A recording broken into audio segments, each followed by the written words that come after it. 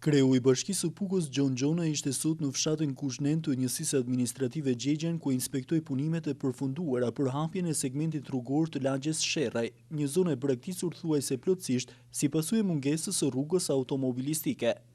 Banorët e kësaj zone, të lënë në arrest, falenderuan kreun e bashkisë për mbështetjen e vazhdueshme, ndërsa vetë zoti Gjonaj e konsideroi hapjen e këtij segmenti rrugor si një mundësi jo vetëm për banorët e mbetur, por edhe për ata të cilët tashmë kanë shprehur dëshirën për t'u rikthyer. Fal punës tane, kam uljes tane dhe nimin që bëm ne si komunitet tu, 4 familjet, arritëm që të bëjmë realitet një diçka që s'kena menuar kurrë që mund ta bëjmë.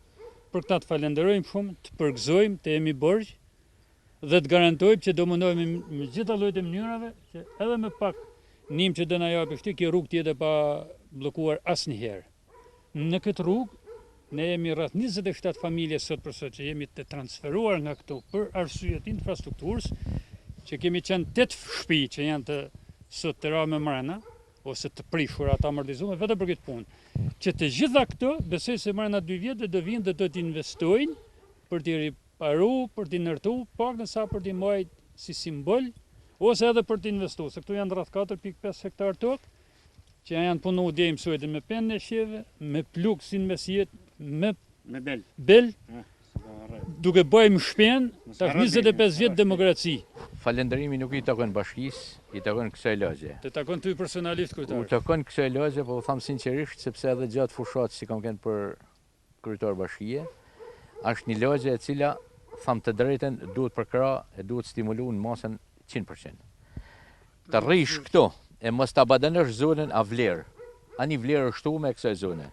Sepse na kena shumë zona, marrë jurisdiksionit tonë, si janë abadanu si rezultat i rrugëve. Pra, shife sot, që bëhet me rrugë. Pra, një rrugë normalisht e re, pa shku në kondicionet e duhuna, por që realizohet më ardhë me makinë. Kja është një gjë shumë e madhe. Këti falendrimit që jo shtoj ju, është kjo. Unë gëzohem herë edhe për atë iniciativin që kanë shprehur disa familje për të kthy këto për të riparu shtëpitë e veta, se këto janë shtëpi me histori, ku janë bë kuvene burrash, ku kanë vlerat e tyre historike. Dhe këto ti lëmë të rrëzohen, kjo është e pa shoqe, e pa nevojshme. Prandaj që unë marr përsipër që ato pjesë më të rëndësishme, pra bëhet fjalë për një urë atje që do të mbyllet edhe do të bëhet e plot investimi nga bashkia. Kështu që është një masë, ndoshta e vogël, simbolike, por që mendoj si do të lehtësojnë buxhetin tuaj.